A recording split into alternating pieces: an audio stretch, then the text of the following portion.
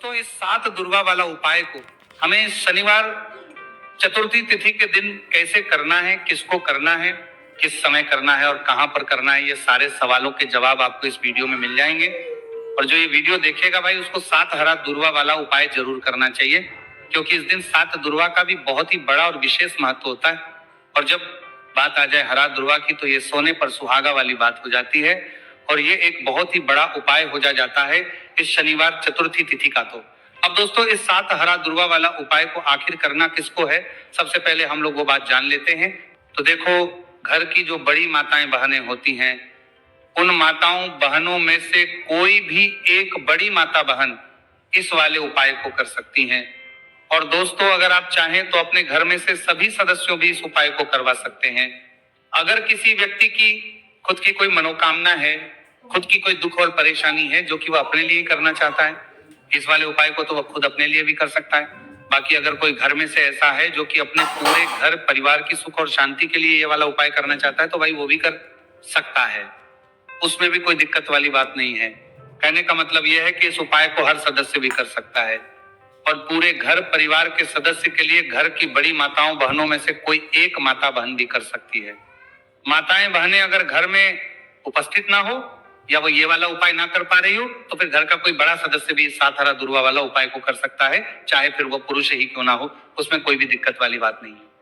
अब दोस्तों, जो अगला प्रश्न निकल कर आता है वो विनय है ये आता है इसको लेकर कि आखिर इस उपाय को हमें किस समय करना है, सुबह के समय करना है कि शाम के समय करना है। तो देखो, इस वाले उपाय को आप लोग सुबह के समय भी कर सकते हो और शाम के समय प्रदोष काल में भी कर सकते हो।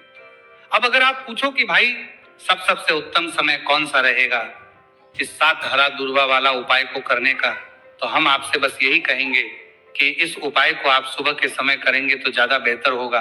बाकी अगर प्रदोष काल के समय भी करेंगे तो भी अच्छा होगा, उसमें कोई भी दिक्कत वाली बात नहीं है। तो अब दोस्तों, जो अगली सबसे बड़ी और महत्वपूर्ण बात आती है वो ये आती है कि सुबह अगर हम उपाय को करेंगे तो हमें कितने बजे से लेकर कितने बजे तक के बीच में करना है, और शाम के समय प्रदोष काल में करेंगे तो हमें कितने बजे से लेकर कितने बजे के बीच में करना है। तो देखो, सुबह जितनी जल्दी हो सके आप उपाय को करने की कोशिश करना।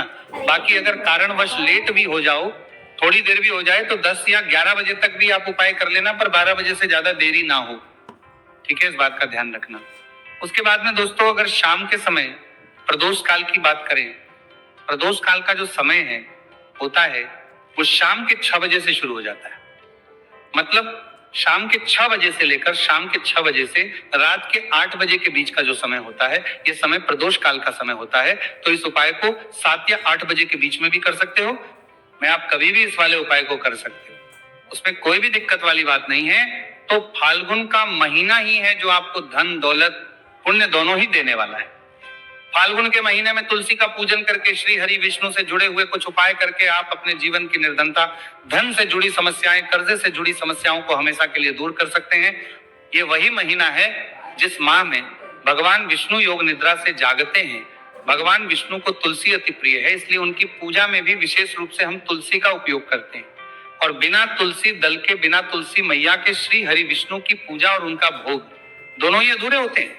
इसीलिए फाल्गुन के महीने में ऐसा उपाय आपको बताने वाले हैं जिसे करने से श्री हरि विष्णु की असीम कृपा आपको मिलेगी और मां तुलसी से ऐसा आशीर्वाद मिलेगा, जीवन का हर दुख, हर कष्ट, गरीबी, निर्धनता, कर्जे से जुड़ी समस्याएं, सब कुछ ही आपके जीवन से दूर हो जाएगा और सुख, समृद्धि, धन, वैभव, ऐश्वर्य, सब कुछ आपको अपने जीवन में आसानी से मिलने लगेगा।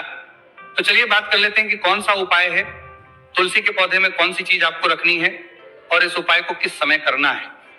देखिए, सबसे पहले तो आपको बता दें कि अगर आपके घर में तुलसी का पौधा नहीं है तो फाल्गुन के महीने में एक तुलसी का पौधा अपने घर में लाकर जरूर लगाए, क्योंकि फाल्गुन के महीने में जो लोग अपने घर में तुलसी जी का पौधा लाकर लगाते हैं, माँ तुलसी का पूजन करते हैं, कभी भी माँ तुलसी उनके घर में निर्धनता नहीं रुकने देती है।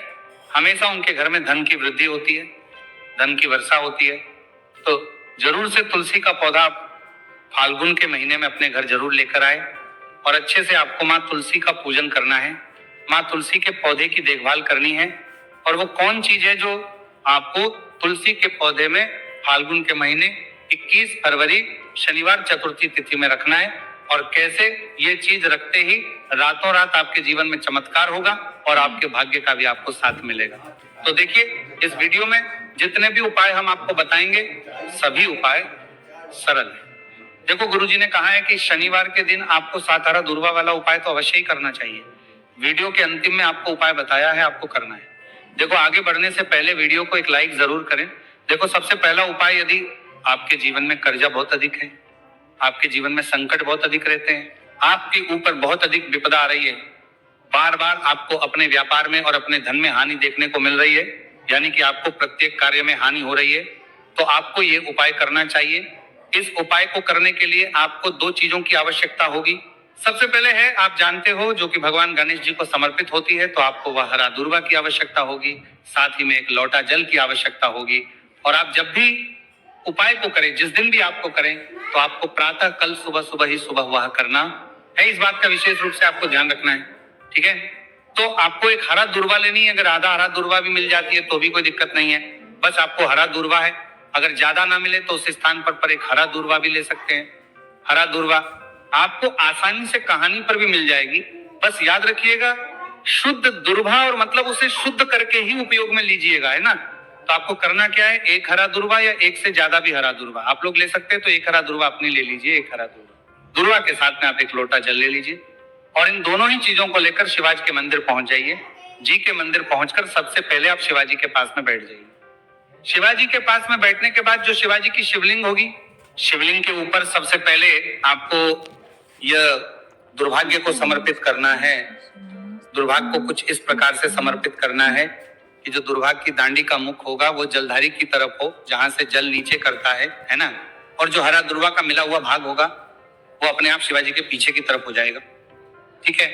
तो इस प्रकार से ये हरा दुर्वा का ये दुर्वा आपको भगवान शिवाजी का शिवलिंग के ऊपर समर्पित करनी है। और जो एक लोटा जल आप अपने साथ लेकर आए हैं, इसी दूर के ऊपर भगवान शिव जी के शिवलिंग के ऊपर एक धारा से आपको समर्पित कर देना है, ठीक है। अब यहाँ पर देखने बात यह है कि ये उपाय इस व्यक्ति को करना है जिस व्यक्ति की नौकरी नहीं लग रही हो, जो व्यक्ति परीक्षा में पास होना चाहता हो, तो इस व्यक्ति को अपने हाथों से इस उपाय करना है, तभी उपाय कम करेगा, ठीक है। उपाय को करने के बाद आपको 3 महीने उपाय आपको कब तक करना है, जब तक कि आपकी नौकरी ना जाए। जब तक आप इस उपाय को नियम के साथ